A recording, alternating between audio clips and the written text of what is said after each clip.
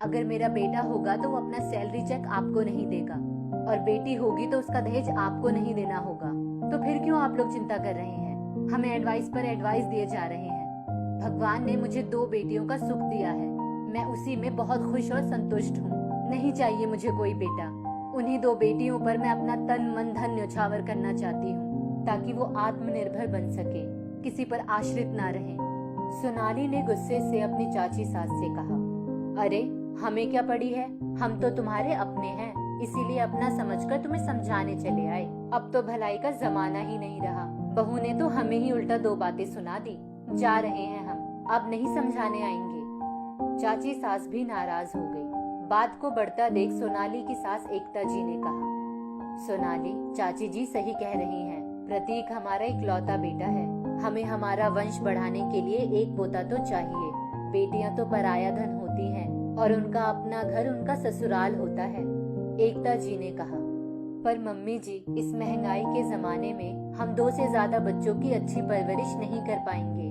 मैं बेटा बेटी में कोई फर्क नहीं समझती। बेटे की चाहत में मैं बेटियों के साथ किसी भी प्रकार का भेदभावपूर्ण व्यवहार नहीं करना चाहती। मम्मी जी, बेटा होना जीवन के सफल होने के लिए एकमात्र शर्त नहीं है। पुरानी मानसिकता छोड़िए। मैं 2 बेटियों से पूरी तरह से संतुष्ट हूँ, मुझे कोई अफसोस नहीं है, और अब आपको भी नहीं होना चाहिए। रही वंश चलाने की बात, तो हम खुद ही नहीं जानते कि हम किसका वंश चला रहे हैं, तो क्यों परेशान होना।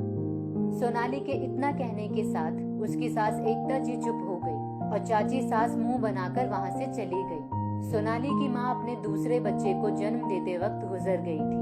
भाई हुआ था सोनाली का। 2 साल की सोनाली और नवजात बेटे सौरभ को संभालना सोनाली के पिता विजय जी के लिए मुश्किल था। तब सोनाली की दादी ने विजय जी के सामने दूसरी शादी का प्रस्ताव रखा। बेटा, तुम दूसरी शादी कर लो, बच्चों को माँ की ममता मिल जाएगी। सभी सौतेली माँ बुरी नहीं होती।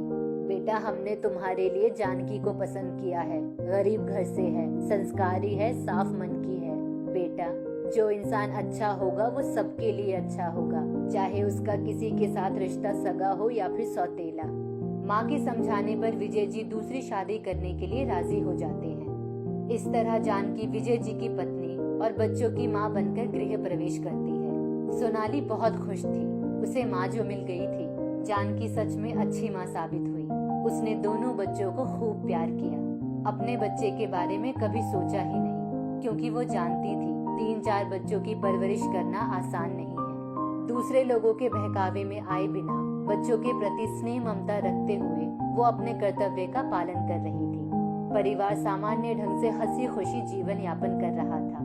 किसी को देखकर लगता ही नहीं था कि जानकी बच्चों की सौतेली माँ है। कई बार रिश्तेदारों ने माँ बच्चों के बीच दरार पैदा करने की कोशिश की, पर अच्छाई कितने दिन दबी रहती। जानकी के निस्वार्थ प्यार और अपनेपन ने रिश्ते को एक नई पहचान दी कि हर सौतेली माँ बुरी नहीं होती। जानकी ने कदम कदम पर सोनाली का साथ दिया, उसे आगे बढ़ने के लिए प्रोत्साहित किया। सोनाली अपना भविष्य बना सके, इसलिए उसे बेहतर से बेहतर सुविधा देने की कोशिश की।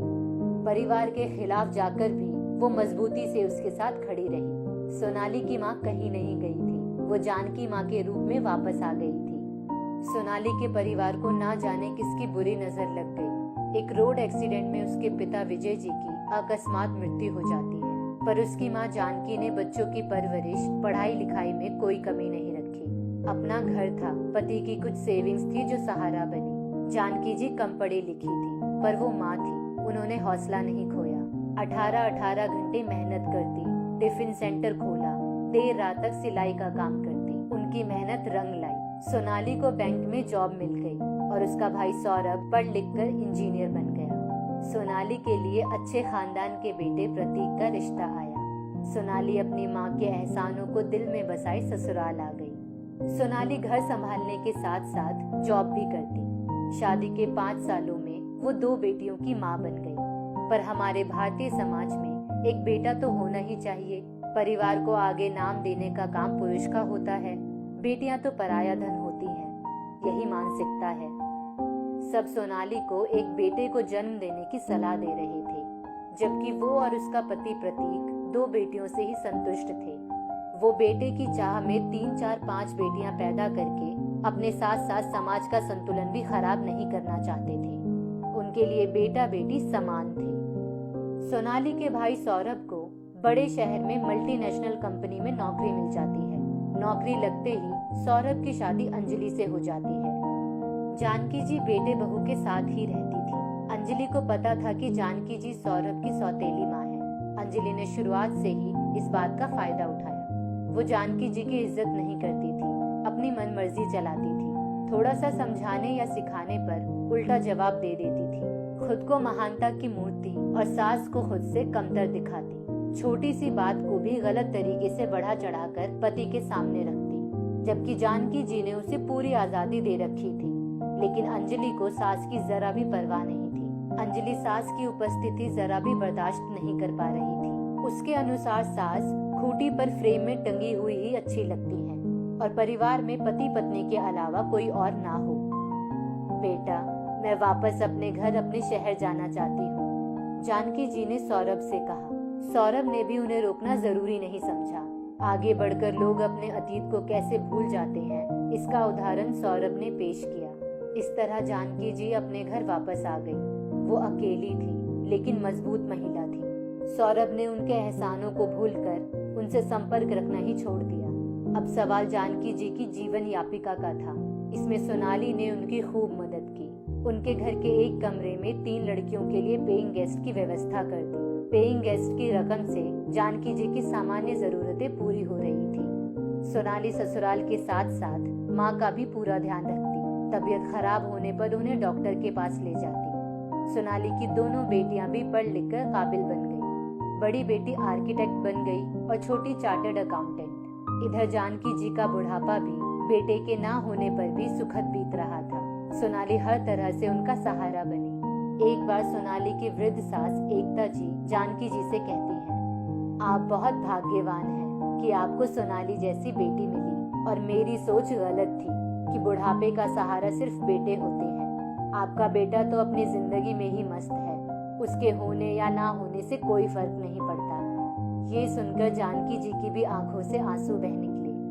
दोस्तों, आजकल बेटियां ज्यादा ध्यान रखती हैं अपने माँ बाप और बुजुर्गों का, इसीलिए बेटियों का गला ना घोटकर उन्हें जीवन दे, अपने बुढ़ापे की लाठी को मजबूत करे। और हर सौतेली माँ बुरी नहीं होती, ये व्यक्ति पर निर्भर करता है। जो इंसान अच्छा होगा वो सबके लिए अच्छा होगा, चाहे उसका किसी के साथ रिश्ता सगा हो या फिर सौतेला।